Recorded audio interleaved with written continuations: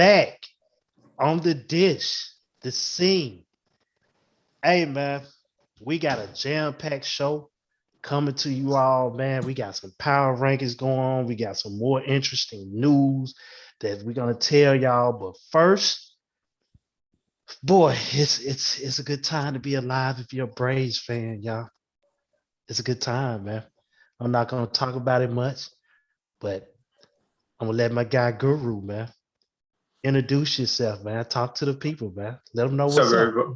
What's up, everybody? Y'all already know. Yep, familiar faces talking about baseball. Hype Sunday show. Let's just get it rocking. Let's get it going. You have a smile on your face, and I already know why.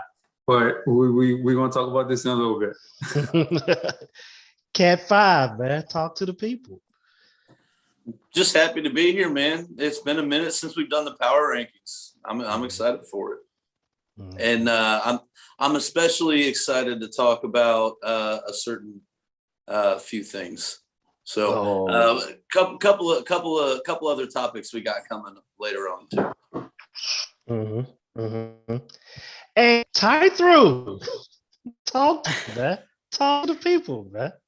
All right. Well, I just want to say it's good to, be here this Sunday, fun day on the dish. We're going to have some fun today.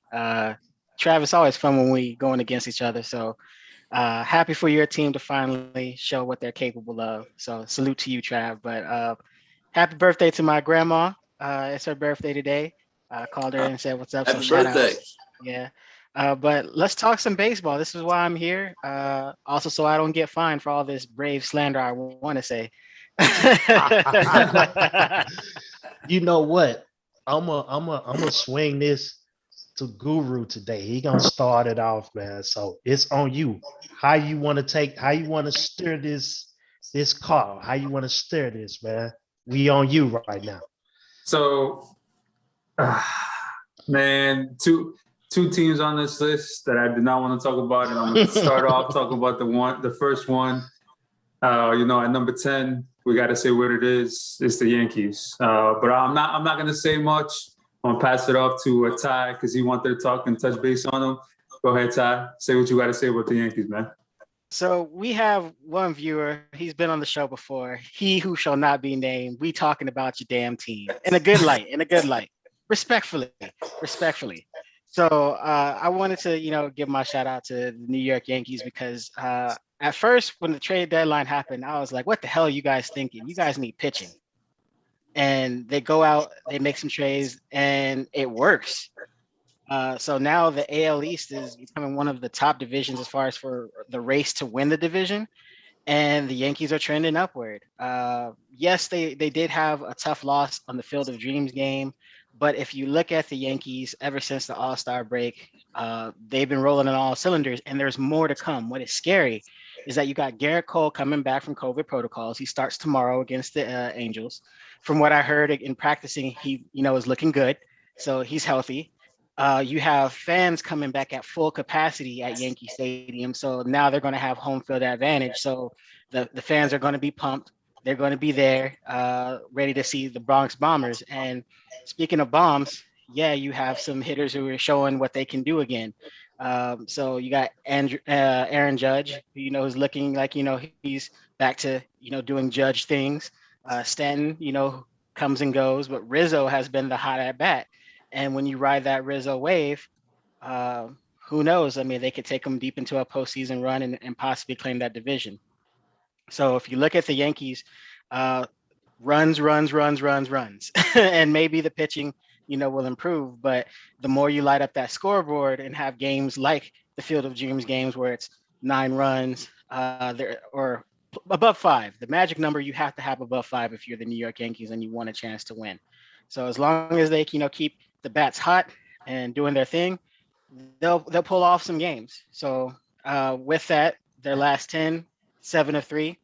That run differential is trending upward because it used to be putrid, and they're only 5.5 games behind the Rays. So you don't want to go for the wild card spot. You want to go for the division, but who knows? They may get solidified that wild card spot. It'll be between them and the Red Sox, and we got a rivalry coming back again. So number 10, Yankees, take a victory lap. Let's see what happens. Cat 5, you got anything to add about the number 10 team on this power ranking? Yeah, I've been pretty hard on them since the trade deadline as well. Mainly because it appeared they did nothing to address their biggest weakness, which was the bullpen. But like Ty said, their offense is on fire, and as long as they can keep putting up runs, and they're getting good quality starts out of some guys you wouldn't expect. Also, I want to shout out rookie Lewis Gill. He came out and had 2 or 3 really good outings for them, and I think it was 2. I think they won both of them. So they've been getting good quality starts, which has been helping with that as well, which is something that I didn't think they were going to get with some of these guys that were out. So, shout out to them for persevering, and, for their sake, I hope they can keep it up. You know what, Cat 5? I'm going to keep it right there with you. We're going to talk about this number 9 team because you've been harping. You have told them, you have screamed to the back of the classroom about this team. And it looks like it's coming to fruition. So, number 9, who is number 9? Yeah, man. I stood up at the back of the classroom and shouted to the front. And as the seasons moved on, I've slowly been getting moved closer and closer to the front of the class. Right. The Red Sox at number 9, purely because they're still ahead of the Yankees in the standings. This team is, first of all, they went out and got Schwarber. They didn't add any pitching, and everybody's talking about Chris Sale. Chris Sale came back Saturday. He looked damn good, but let's not overreact. That's his first start in 2 years, So let's, jury's still out on him and what he's going to bring. I hope he can keep it up, but this is a team that has gone 12-14 since the break. They're 4-8, I think, in August. Yeah, and they've lost 7 of their last 10 series. And a big part of it is because the bats have stopped hitting. And when you're not hitting, then the poor defense makes the suddenly suspect pitching look even worse. And that's been a big part of their slide. And I don't think that Chris Sale isn't going to solve all that's wrong with this team right now. So they got to figure it out. But they are at number 9 simply because they are ahead of the Yankees in the standings. And I kind of didn't even want to put them in this week. This is true. It was like a cartoon. I was arguing with myself. But yeah, man, Red Sox, get it together. I hope Sale doesn't go every 5th day. They need to keep the miles off that arm and keep him good for the postseason. He needs to be going, every other time through the rotation or every 6 or 7 days. Mm-hmm. Mm-hmm. Don't overwork an arm that took 2 years to get back to the show. Ty, you got anything to add to the sliding Boston Red Sox? They go as their offense goes. So as long as their offense can maintain being a top 10 team in home runs and RBIs, they have a fighting chance. They're looking more like wild card or bust. I don't think they'll be a division winner, even though if you would have asked me before the All-Star break, I would have said, they're pretty much a lock. But times change, season changes. They're a roller coaster right now. So I hope the Red Sox fans in Beantown is ready to enjoy that ride. I'm not.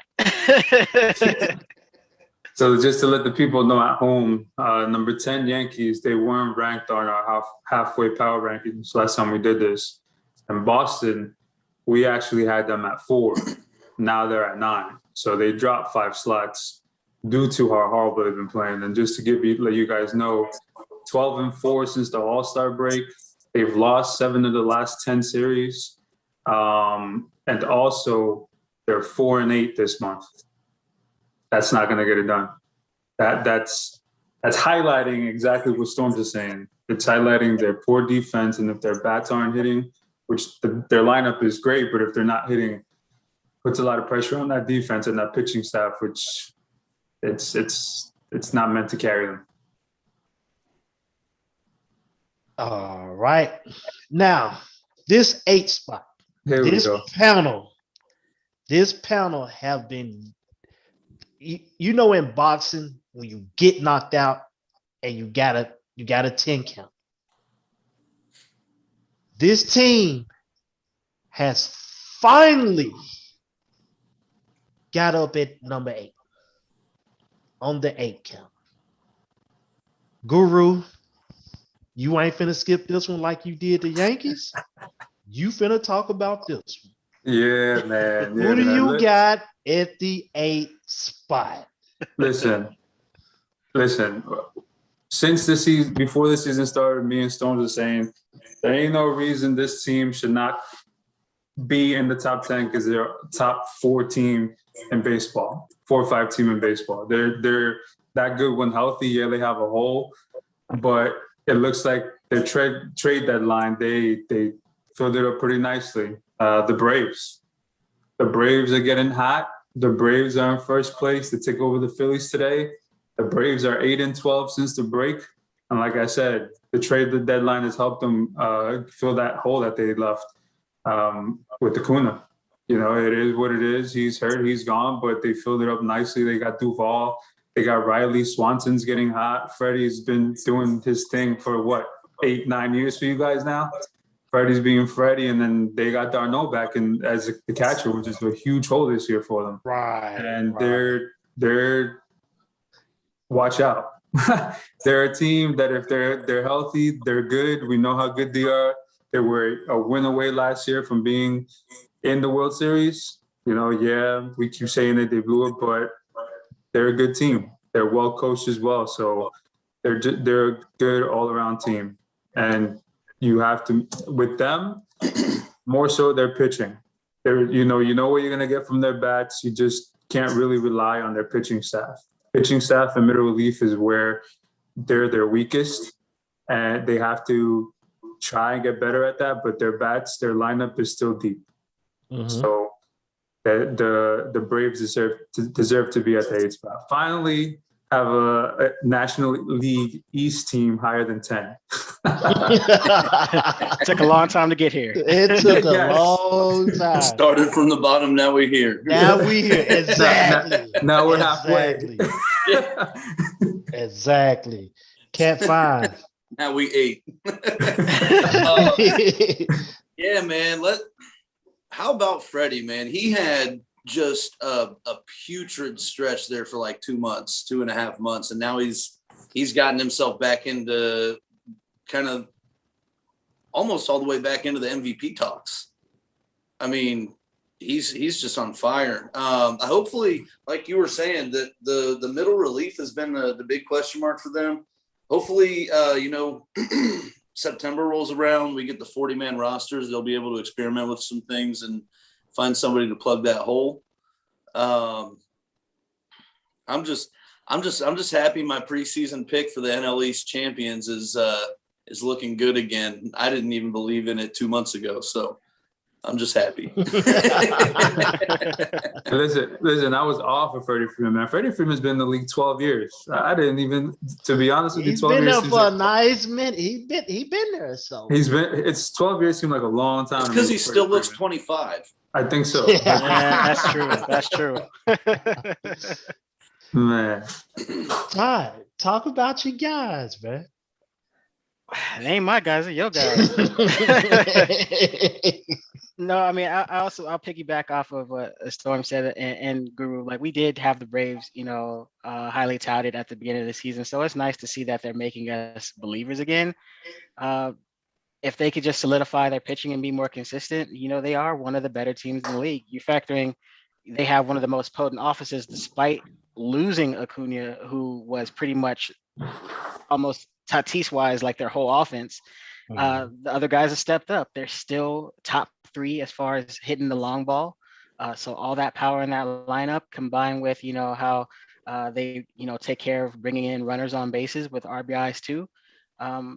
They're good.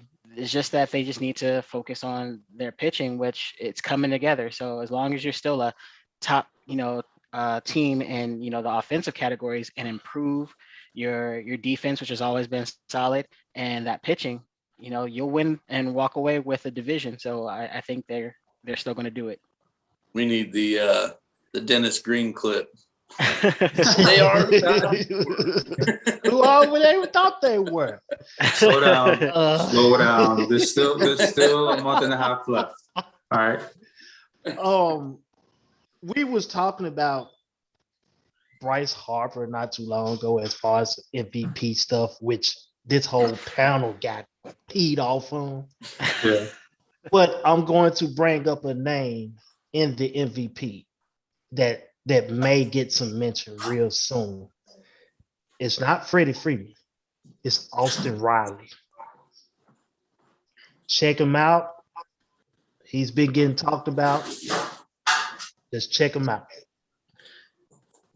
If we're talking about dark horse MVP candidates, don't sleep on Joey Votto. And Joey Votto. I'm sick of dude there, man. Oh God. Thank God we got that. But he's like, you know what? We got to rethink the power rankings because I think he should take the number 2 spot all by his damn self. And speaking of the rankings, Ty, we're gonna let you introduce the number 7. And who is number 7? All right. Well, we compare them a lot to the New Orleans Saints football wise, as far as how they stick around and hang around postseason. They just can't get it done. Well, the A's are hot again. So shout out to the Oakland Athletics. You are at the 7th spot. And yet again, they're looking good. September's coming around. October's will be right after around the corner after that. Mm-hmm. And we'll see. Now, trade deadline wise, they are one of the bigger winners because they brought in somebody who is tearing it up, like going off. So Marte, salute to you. He put the visor on, the shades, and he was like, take, just relax. I got this. Take a seat and just enjoy what I do. This is the show. And, he's been the showstopper. So he has. So do they miss Luzardo? Doesn't look like it. So the trade worked out for the A's. And they're surprisingly going to give the Astros a run for their money. And the Astros, are one of the better teams in the league, but they're only 2.5 games back behind the Astros. You're looking at the last 10 games, they're 8-2. So they're doing it and doing it well. Now they're about to head into a very interesting series against the White Sox.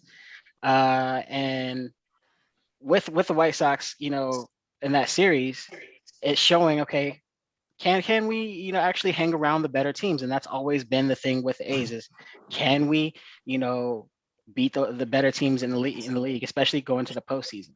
So if the A's, continue to do what they're doing against the White Sox and, maybe pull off some games here and there, and as the season progresses, go deep into the postseason, maybe they'll finally surprise us. But until then, they're just going to be that team that does well in the season. And when it comes to October, they're nowhere to be found. Any more on about the A's there, Guru? Nah, man. Like we said, the A's are one of 2 teams on this list that's going to be on this list, just not as high as the other team. I'm talking about the Stros. The A's are going to be on this list. It's just a matter of what they do come postseason time. I'm not going to touch no more on that. We already know who they are. We'll see what they do. Cat 5. What you got about the A's, man? The one disappointing thing to me is going to be, no matter what happens with the A's, is going to be, I'm going to be looking at it going, damn, man, where would they have been with Laureano? Yeah. But it is what it is. I don't really have much else to add. Ty's pretty much summed it up perfectly. So I try. Let me just throw out here before Yeah, go ahead. transition. The A's, like when we talk about how they can't, beat the top tier teams, they're still on the season 22-31 against teams that are 500 and above. And you got it. And most likely every team in the playoffs, they're above 500. So Caveat: if the A's beat the White Sox, I'm clowning less. I'm clowning. So That's a good segue for the next team on the list. I'll take it, Trav.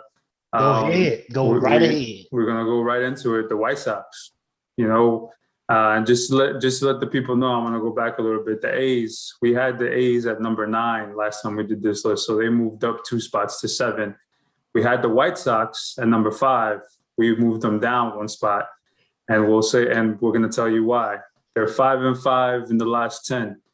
5-5 in their last 10, and the last 3 teams they played were the Cubs, the Twins, and the Yankees. They almost got swept by the Yankees. They were 2 outs away. They were 2 outs away from getting swept by the Yankees.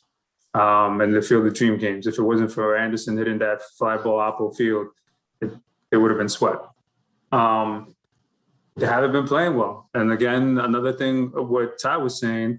Look at these numbers. Against 500 or better teams, 16-21 against 500 or better teams.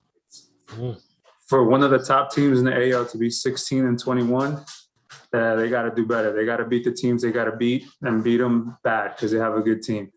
The thing is, their splits are bad as well. At home, they're 39-22, but on the road, they're only 29-28. So it seems to me if they don't have, or they're not playing at home, they're not doing all that well. So they got to learn to play on the road. And then playoff baseball, that's pretty big. But we know that. You got to get some wins on the road for you to win it. But unless you're the Nationals and the Stros, which won all away games, that World Series, which is unheard of. Look, we said they're one of the top teams in the league in all of baseball. And on paper, they're the most balanced team. It is what it is. They just haven't been this year. And they need to do better. If they need to get hot and get on the streak here down to get into the playoffs. Because let's face it, the AL is deep. And, the AL can be had, but they need to play better than what they have been. And we're past the point of giving them a pass for their youth. Yeah. Yeah. Thank you, Tony La Russa, for being the oldest manager to bridge that gap. To one of your points, they are going to get a chance in short order to improve on that record against 500 and above teams. Their next 11 games are the 4 against the A's, then 3 at Tampa, and then 4 more at Toronto. Ugh. That's a tough one. Ooh. So by the end of that stretch, I think we'll have a pretty good idea about who they are and who they'll be in October. One thing they definitely still have going for them, even though they, since they've been paired together, they've given up several home runs, but they still have the best insurance policy on the planet in Hendricks and Kimbrel. So if they can find a way to have the lead in the 8th, they'll be okay. But they got to stop giving up home runs. It's uncharacteristic of them, which is why I'm not worried yet. But yeah, and to Vic's point, he said the 1-2 combo of Abreu and Jimenez is still scary. It is, Vic. I mean, and so is the combo of Rizzo, Gallo, Stanton, Judge on the Yankees. But if you're not going to pitch well, and you're going to give them more runs than you score, doesn't really matter. Also, my bad. I thought you were done. No, go ahead. Oh, I think the trade for Cesar Hernandez is underrated. Yes. He was the perfect addition to plug the hole they had at second base. They toyed with the idea of trading for Story and putting him at second. I think this was a much better call. I agree. So, Storms, take it away, man, with number 5. We at the 5 spot. Number 5, we got the Los Angeles Dodgers. You know, the Dodgers haven't played great baseball over the last week or so. They did take a series from the Phillies after I think they lost the first game, right? Yep. Yeah. And they were able to bounce back and get the series. That's a good sign. I mean, the Phillies were the hottest team in baseball at the time. So I'm not worried about the Dodgers. You know, so a point that I made before the broadcast started is at no point in time this year has this team had their ace squad on the field together. And I'm including Trey Turner and Max Scherzer in that, so I'm not real worried as long as they can find a way to get mostly healthy by October, they should be just fine. But it is what it is. Power rankings lately, they haven't been playing great baseball, so they fall down to 5. And just to let the audience know, we had them at 3 halfway point. The reason why we had them at 3, we had 2 of the teams ahead of them that had a better halfway point than them, obviously, which are the better 2 teams. But the Dodgers, to go off of what Storms is saying, yeah, we argued, before we even got on this that the Dodgers haven't been healthy. But, to go to that, injuries are a part of the game. Like we have the Braves at 8. The Braves, are missing a huge piece in Acuna, and look at what they're doing. They cracked the top 10 because they filled that hole and that void with other bats and other players. Dodgers didn't really need to do that. They're getting their players back, and they got better. So, I mean, like Storms just said, I don't see them dropping lower than this spot. If anything, they'll go higher. And we already know the kind of team they are. They're going to make a deep run in the playoffs. It's just a matter of, them getting healthy. Ty, I know you want to say something. I was just about to say, you better fight back, Ty. Fight back. The biggest thing with the Dodgers, man, and sometimes this is the story with being a LA fan, LA teams, dynamic offenses that just somehow can't remain consistent. But when they're on, they're one of the best shows in the game in their professional leagues. So you factor a team like the Dodgers, like right now they have the highest run differential, and yet we still can't close the gap on the Giants. And you're just thinking to yourself, why?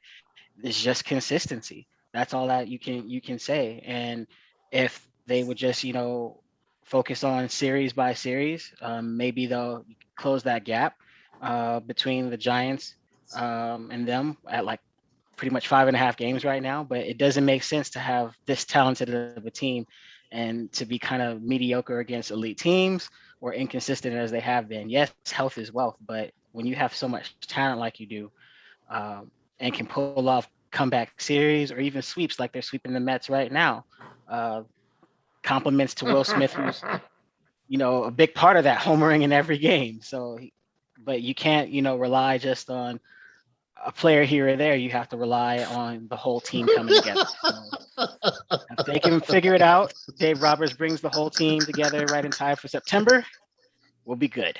I'm sorry. What you laughing at, Cat Five? So you had to say that, huh? That stupid laugh took me out, man. What? Hey, the background is the background for the reason. You gotta love the tie through's background. They are sweeping the Mets right now. It's sweet. Hey, what's the so score of the I game know, right now, I know for y'all that watch us, and for the new guys that are gonna pop in here, I'm a Mets fan.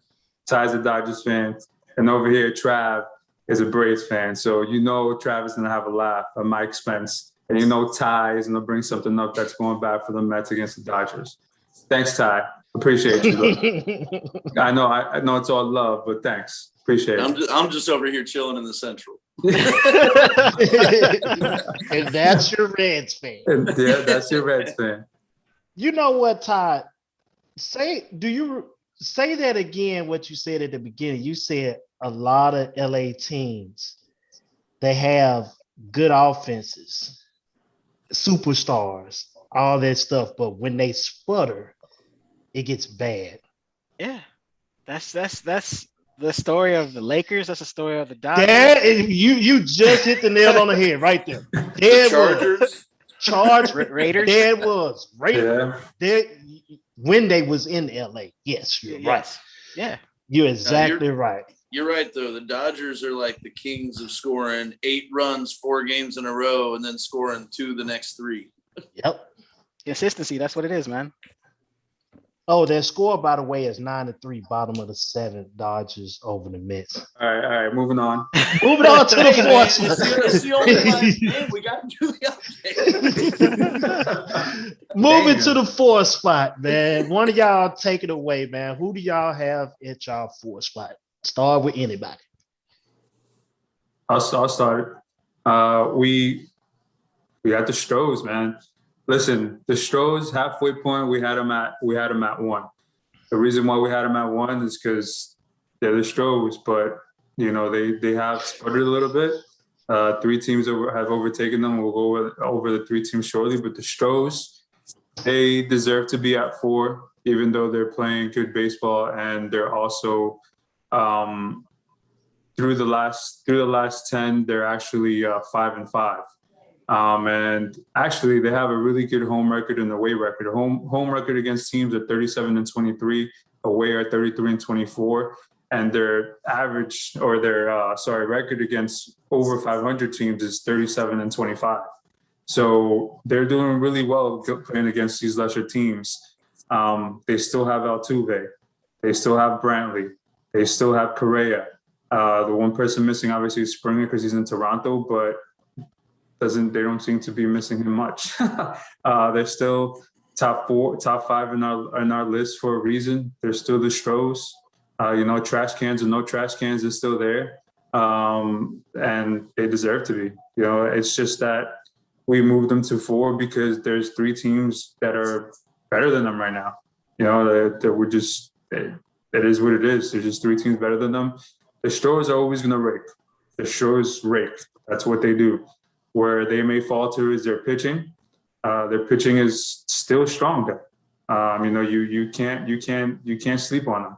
And I'm looking like last year's playoffs, they're gonna go as Altuve goes. And there was a series against Tampa Bay. He was their best and their worst player, and because of him, they lost the series. And because of him, they were gonna win the series. So that's just what it is. It's not much to say about the Stros. Everybody knows what the Stros is, and they know what they do. Yeah, I'll jump in there right there because I want to with the Stros highlight a couple things as far as why they're so lethal. Those hitting son of a guns, whether it's trash cans or not, you got to respect that this season. They're number 1 in runs batted in, and they're number 1 in batting average for a reason. So if that's the trash cans, I would like to know about it. MLB, get on that. But give credit where credit is due. Even their pitching overall, starting pitching wise, has been pretty solid. They're still in the top 5 as far as ERA. My concern with them is their bullpen. They, have blown a couple of saves here and there. But other than that, you factor every box for being a consistent elite team in this league. You give the Astros the nod, and that's why when I see Jerm, we got to fight on site because I hate it. But they're just consistent. That's what it is. But what's weird though with one team, how we knock how their bullpen or their pitching isn't that great, and I'm talking to the Yankees. The Stros can hide that, which is crazy. And that has been their weakness the last 2 to 3 years, and they're still able to get deep into the playoffs and make a run because of the lineup. When you got Greinke pitching into the 8th, it doesn't matter. Well, I mean, yeah, that's a good point. And I mean, they're also their lineup is constructed a different way than the Yankees. They play more small ball compared to the Yankees, so that's part of the reason as well. Well, yeah, they're more going to single you to death. Yeah, it's true. But think about it. When was the last time they had a very elite closer? What, Brad Lidge? That was the last time the Astros had somewhat of a a marquee closer, unless I'm missing somebody. I could be. And missing now they've somebody. got Kendall Graveman. Yeah. So. Yeah. The Astros, they like pitching wise, they've been more having dominant starters. Yes. They've been known for dominant starters and all that stuff. I'm talking about from Nolan Ryan to Roger Clemens to all these other guys that they didn't had. The boy that came from Detroit and Verlander. it was the Verlander. All them. They're just known for those type of pitchers, like dominant starters. And also develop one. How about Garrett Cole? Garrett Cole wasn't Garrett Cole that he is now when he was with the Pirates. He was good, but he wasn't what he is now. That's true. And another thing I want to throw out there about their being 5-5 in the last 10. Two of those 5 losses were the Dodgers and Giants, which I mean, and they split. Yeah. They split with both, or no, they lost both to the Giants.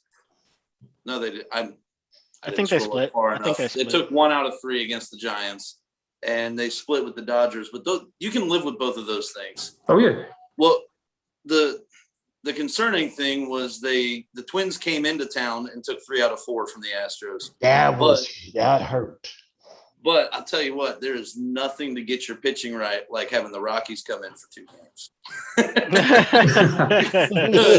because they went 18 innings and gave up 1 run, beat them 10-1 over the 2 games, and they've looked like their normal selves ever since, taking 2 out of 3 from the Angels. And I mean Rockies came in and they righted the ship. So also part of the reason that they're still at number 4 after having losing a series to the Twins of all teams. But hey, Storms, I'm gonna let you take this number 3 since they're in your division, and I want you to speak highly of them, please. Believe it or not, I don't. There's nothing bad to say about the Brewers. I said this before we started. Top to bottom, they have the best rotation in baseball. That 3-headed monster is just straight up scary with Corbin Burns, Peralta, and I didn't write their names down. What's the other guy's name? Lauer. Yeah. Isn't that his name? Eric Lauer? No. Starter. Corbin Burns, Freddie Peralta, and the other all-star starter. Josh Hader? No, he's the closer. He's a closer. Anyway. I'll get you the name in a second. Anyway, so and then the 2 guys that were just mentioned, Lauer and Hader, are coming back off the COVID list. So they just got the back end of their bullpen back. Rowdy Tellez is on fire. Oh, Woodruff. How do we forget Woodruff? Woodruff, yeah. I forgot. How do we forget Woodruff? Wow. And right now, he's one of the best pitchers in the league. What'd you say, Jorge? He was saying Woodruff's one of the best pitchers in the league. Yeah. Yeah. And this is another team who made some surprisingly under the radar trades that have paid off big time. Adames wasn't under the radar. It's happened so long ago now that nobody's really thinking about it, with the deadline just being recent. And then the acquisition of Rowdy Tellez has been huge.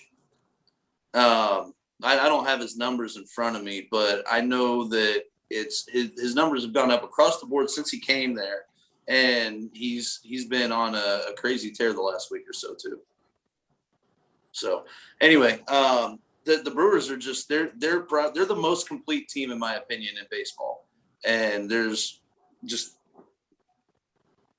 pick your poison. There's no way that they can't beat you.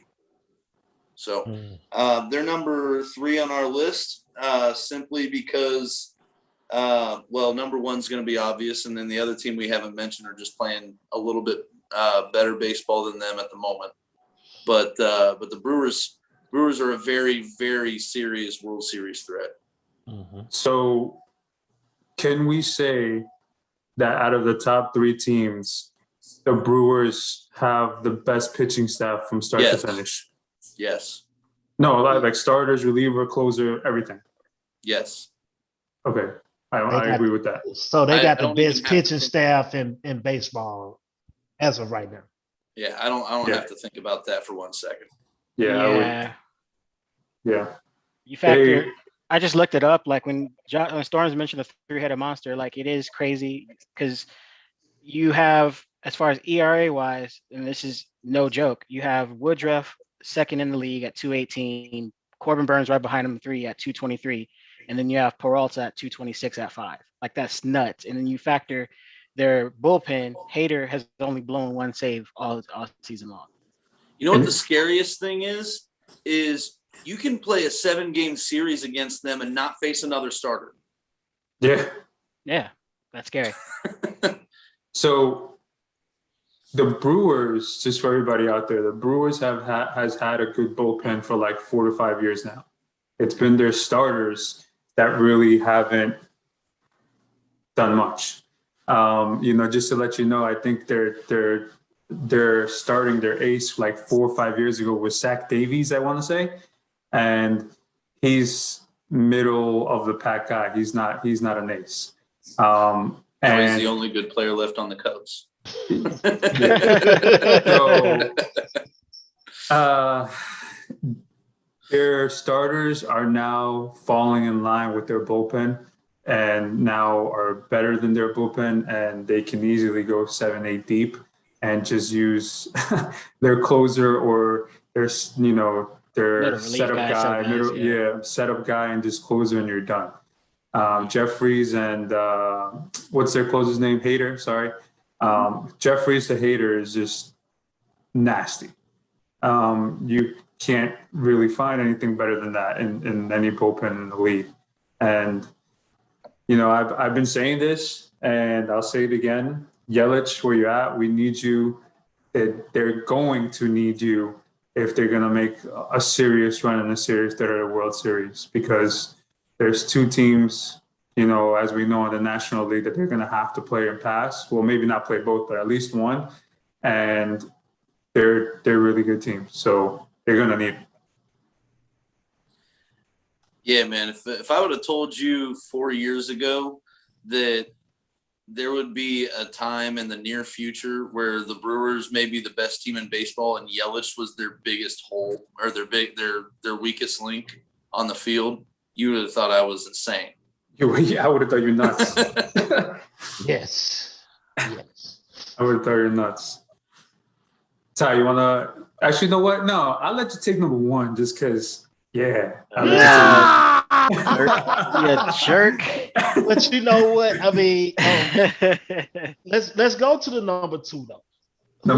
I'll start off number 2.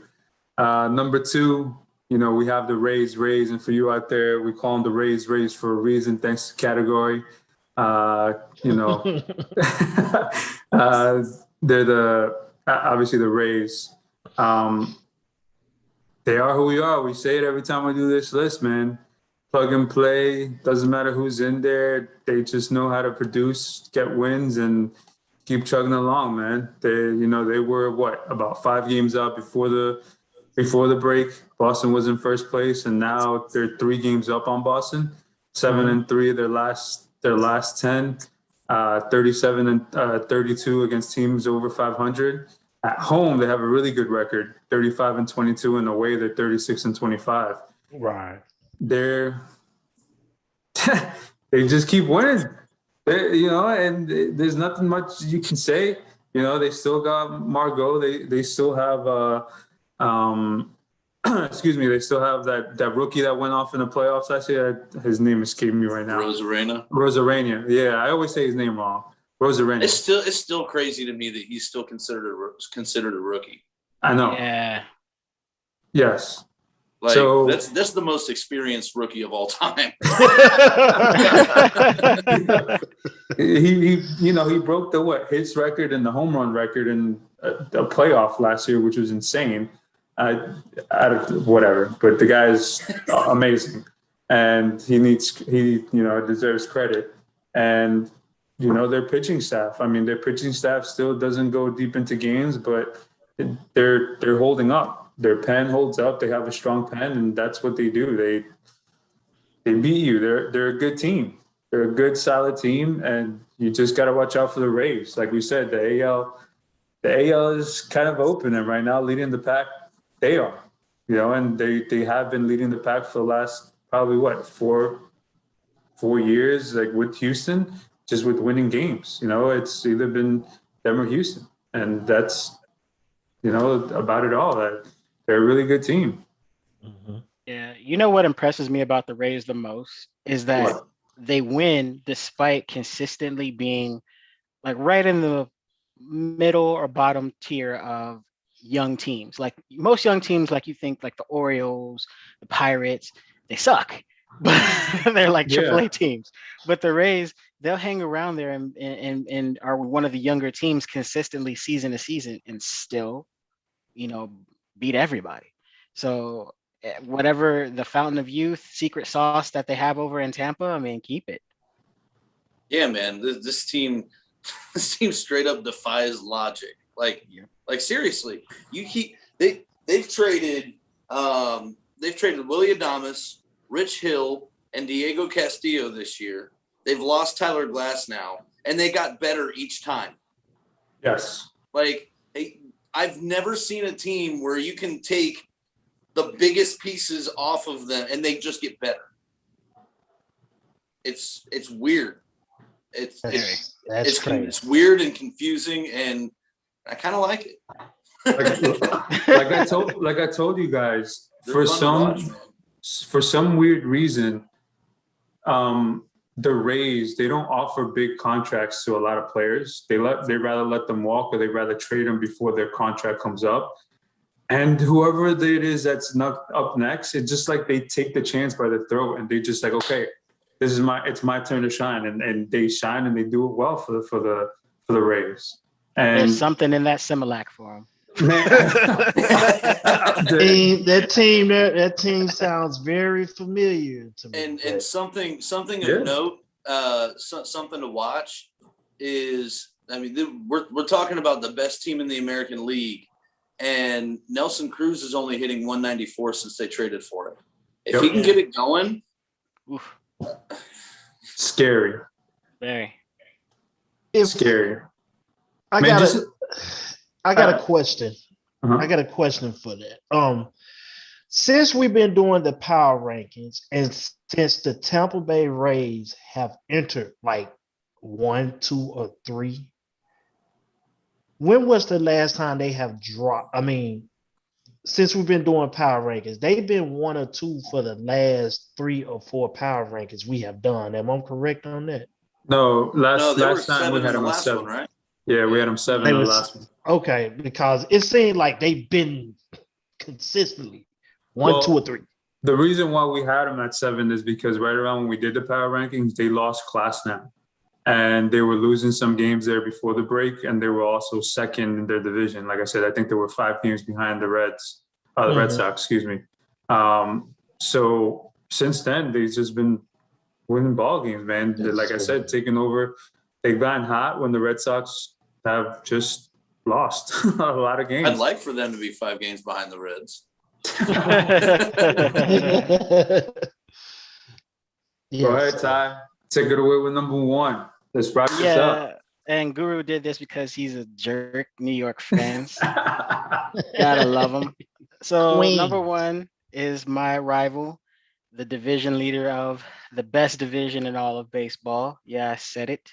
We go into the Wild Wild West. Shout out to Kumo D. But anyway, it's the San Francisco Giants. They just have been doing it all season long.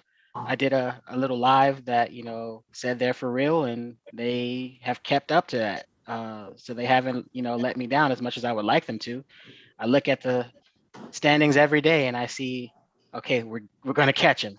And then we lose a series or split, and it's like, no, we're not going to catch them. Last 10, they're, 8-2. So as far as at home, they've pretty much been a lock for a win. I think probably the best home record in the league, if I'm correct, at 40-18. Yeah, they are. Yeah. And you thought the Dodgers, who made, arguably the best move in the division at the trade deadline, you see their response and you thought, okay, that's nice. That's cute. but the Dodgers are still going to catch him, and we can't.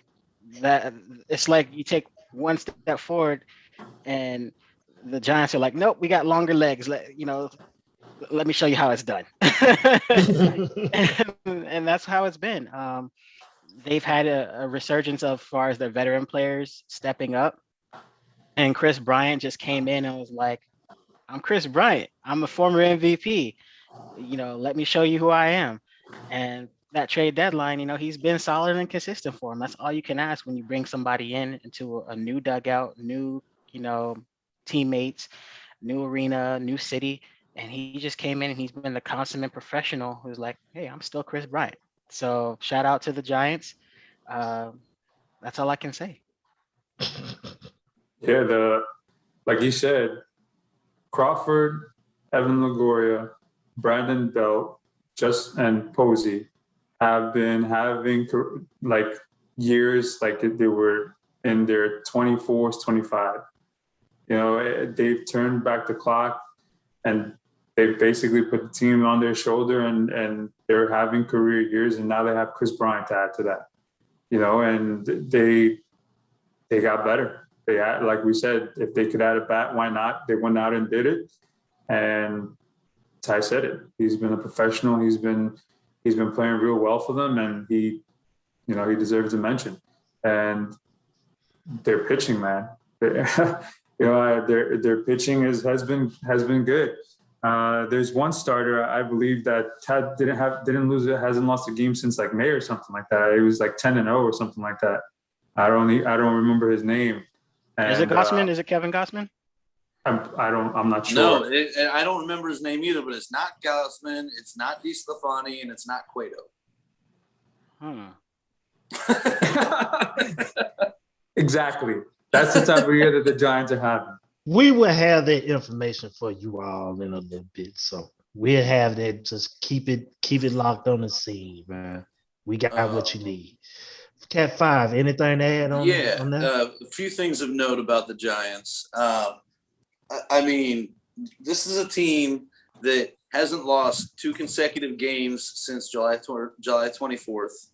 They haven't lost more than 2 consecutive games since July 1st, and before that, going back to May 23rd. DeSclafani, who I just mentioned. I made a comment early in the year about him pretending to be elite, but he's not pretending, man. He's not pretending. He's got 2 shutouts this year. That's tied for tops in the majors with Zach Wheeler. But I mean, this team is for real. Brandon Belt is a legitimate MVP candidate. And how about that? How about that extension he just got, man? 2 years for $32 million for a guy his age to get that kind of money. That's a win for him, and it's a win for the organization because they might be underpaying for the production too. So, other than that, I mean, I agree with everything these other guys said. I just wanted to throw those things in there. Man, and just to let you guys know how good they've been, we picked this team probably to finish last in the division. Right along with the Diamondbacks. We thought they were going to have like 70 wins, and yeah, they hit that. But they're gonna probably win 100. We were right about them getting 70 wins. They just got there first. Right, they just got theirs first. Right, right. Man. So that concludes our power rankings. We got about 7 or 8 more minutes left, and we're gonna dive into the return of the 6'3" gifted shortstop in Tatis / right fielder. /right fielder. So hold on. What 6'3" shortstop? Like last week, we were talking about like 4 of them. Yeah, I mean they all 6'3". It's the dude with the 6'3" arms. Yes, 6'3" wingspan, 6'3", all 6'3". But yes, Jorge, you kind of brought this up, and in our group, you pointed out like, hey, he's back, but they got him in right field. Business decision, however it may be. We see this guy, he just wants to play ball at this point. Can you elaborate, go into more detail about that. I mean, yeah, it's definitely a business decision. You know, you got to remember the shoulder that he hurt is not his throwing shoulder, his right shoulder, is his left shoulder. So with him fielding ground balls and going for the ball, you know, with his glove, he's going to be stretching out and down, you know, his arm if he were to be in the infield. Being in the outfield is a little different, you know, him having to hold it up instead of going down and out. And then secondly, he came back and he hit 2 home runs today. You know, so we're talking about, you know, them not needing him for his glove because obviously, you know, what happened yesterday, they got no hit. And today he hits 2 home runs. So he got, yeah, so they need him. They need him for his bat. And that's why he's in there, you know, and El Nino's back. Watch out. You know, we say the Padres go as he goes, and he's just at the plate. He's that man. You know, bro. For like the last week, I've been like, Votto's gonna lead the league in home runs. Votto's gonna lead the league in home runs. No, he's not. I'm like, shit. He's back. Yeah, man. So when you say come back and you hit 4 hits out of 5 at bats, 2 home runs, 4 RBIs. What? Who does that? Like, who really does that? But Tatis was quoted tonight, like when, you know, coming back, and shout out to the Diamondbacks because the Diamondbacks, Tyler Gibson did, you know, throw the no. He came back and was quoted as saying, "Make them remember why they missed you." So were they at home? No, they're in Arizona.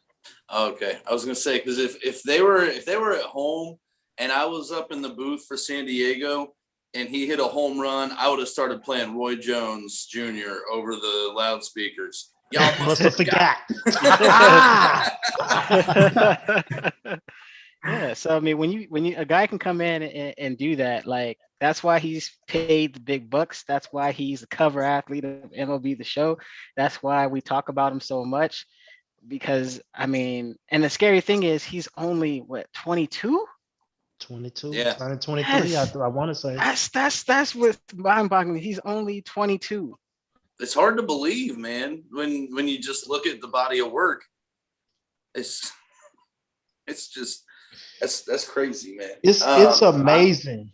It's just amazing how youthful the MLB is, and it's in good hands.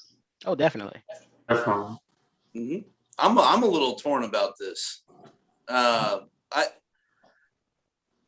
I'm happy to see that he's back. You know, I love watching the guy play, and it's not even what I was saying last time about him getting hurt. You know, I hope he doesn't. But we need this man out of the lineup. I'm a Reds fan, bro. For your purposes, come on, Fernando, go on and rest up and get your shoulder right first. In September, it's cool. It's cool, man. Just a fan being a fan at this point. I ain't never cheered for the Dodgers, but I'm cheering for them tonight at this 12-2, 12-4 stands the bottom of the ninth. So, I mean, it's just a daily reminder that we have to let people know the score. So we can let them know the score. But overall, you know what though? No, real quick. Am I people? Yeah. Am I people? Is that why you're saying the score? Nah, I am happy to see Tatis back though. He's so much fun to watch, and you know, I just for all the would-be MVP candidates, sorry. Tatis is back, man. Yeah. Dude, it's back. All he's got to do is play the rest of the games, and he's probably going to win it. And as the Reds were getting closer in that wild card spot, you guys, what, 2.5 games behind the Padres? We're 2.5. Yeah, we're 2.5 back right now. I feel you, Storms. I know it, man. Hey, you know what though? I'm not that worried. We just got to continue being the better team. I think the Dodgers knew what time it was. Because they was kind of slumping or whatever a little bit. And although he wanted to play, the Dodgers kind of knew, like, hey, we need everybody on deck at this point. So When they pop them in, you get the results. So, Tatis, all I'm gonna say is baseball business decisions. BBD. That's what I'm gonna say. Don't BBD. poison yourself. We got a Don't few more minutes poison left. yourself. We got a few Yes, minutes go left. ahead. Go ahead. Good. We got time. We got to talk about the no-hitter, man. We got to. Yes, talk about it. Tyler Gibson of the Arizona Diamondbacks. Speaking of the Padres, oh, that's right. So of course they're not home tonight, but no hit the Padres last night in not just his fourth major league game, but his first major league start. He was the first player to do that since, what was it, 53? Yep. 1953. So here's the bigger part of this topic, though. This is the 8th no-hitter of the season. That ties the all-time record. You got to go all the way back to 1884 to find a season where there were 8 no-hitters, and that was the first year overhand pitching was allowed. So let's not sleep on how big this is, that this is happening this year, because we had, in 1884, we had batters going from seeing 35-mile-an-hour pitches to 85-mile-an-hour pitches. That's why there were 8 no-hitters in 1884. This is huge. But here's my question for the panel, though. Is this that big a deal, given that this is only, I think, the second no-hitter since Major League announced the crackdown on foreign substances? Yeah, I say it is. Just because, I mean, how many players have been thrown out for the foreign substance thing? Like 2 or 3? So I would say, yeah. Shoot, 8 in 1 year? That's crazy. And we had 7 before, like a month before the All-Star game, right? It's been a while since we had a no-hitter. Yeah. Yeah. So but you also can't ignore, I mean, there were several big-name pitchers who suddenly saw an unexplained drop in performance after Major League Baseball announced that they were cracking down on these substances. Yeah. So I do think it's played a part in it taking this long to get to 8 this year. But that's hard to really say, because, I mean, how often do we even get a no-hitter? Yeah, but we've talked about this in the past, guys, because if you look at the game, I saw a couple of highlights. I looked into, the game because, I'm here, in Phoenix. Everything has to click for a no-hitter to happen. Your defense has to be on point.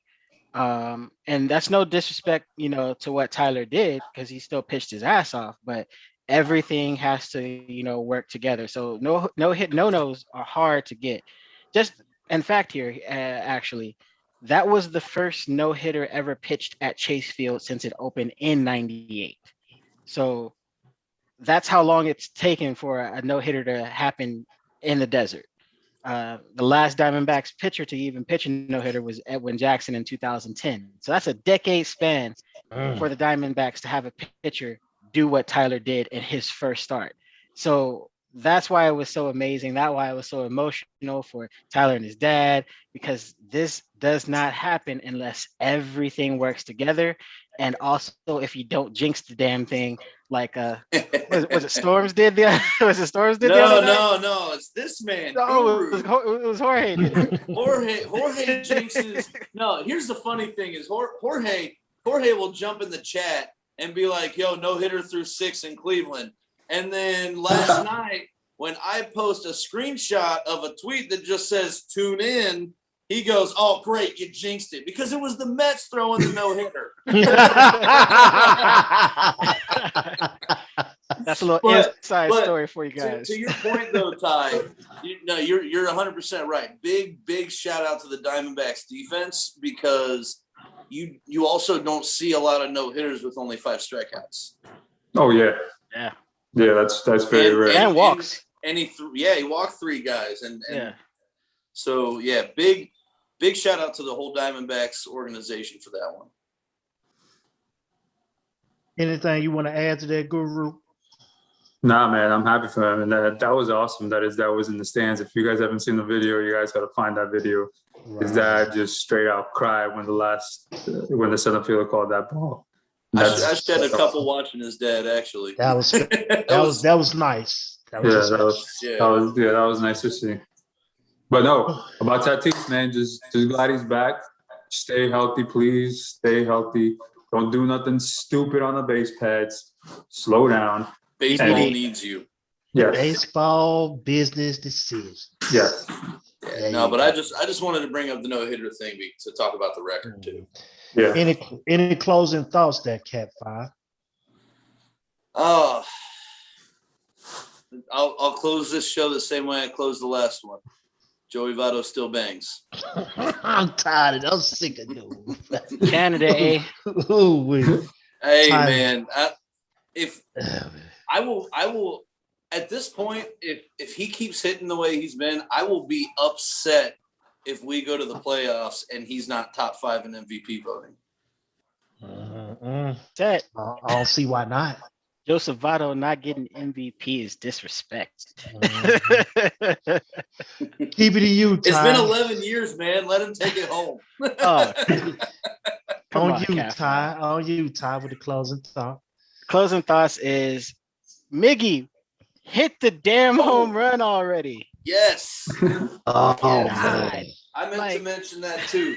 When is it gonna happen? Yeah, and real quick, just before we get too far off Votto, he's sitting at 1,998 hits. He went 0 for 3, 0 for 4 today, but any day it's going to happen. Mm-hmm. So we on the Miggy and the Votto watch. Miggy 500 home runs, Votto 2,000 hits. Right. That's what we on. We on the watch. We'll be on Miggy watch all season because he's got so many milestones he's going after right now. Yeah. How long is he from 3,000 hits? Like 9. I think he's 9 away from 3,000 hits. No, he's further than that. He was like 50 away a week ago. Oh wow. Let me check. He should still get that though. He should probably get that. I would say he should get that this year if he's playing consistently. The other thing is, guys. You guys watching out there? We had episode 1 of Who You Got with Ty, with Trey Turner come out a couple of days ago. Tomorrow, due to us going live today, we're gonna release Who You Got episode 2 with Storms going over Bogarts. So don't miss that. We already have the video ready. Just gonna post it tomorrow. He's 49 away from 3,000. 49. Okay. 49. Yeah, so he's got 29.51 right now. Okay. Oh yeah, he might do that next season. Then I don't know. Just to throw him out there, 1,497 runs scored, 590 doubles, 1,780 RBIs, and 1,189 walks. Hall of Famer, bro. Next First stop, ballot. Cooperstown. Mm-hmm. Hey, man. My final thoughts. Swanson, stay hot. Duvall, stay hot. Austin Riley, stay hot. Braves, just keep doing what you're doing. Again, these guys, they got me hooked on it, man. We done been on lives and everything, jinxing each other. Either Jorge talking about where he gonna pop it up and it goes over the fence. Storms talking about people do the hit and they hit and RBIs and stuff like that. Man, just loving the game of baseball, man. Keep that love, keep that energy, man. We're gonna be back on y'all next week, man. This is The Dish coming to you from the Scene. That's my guy Guru. That's my guy Ty Through. This Cat 5. We gonna holler at y'all, man.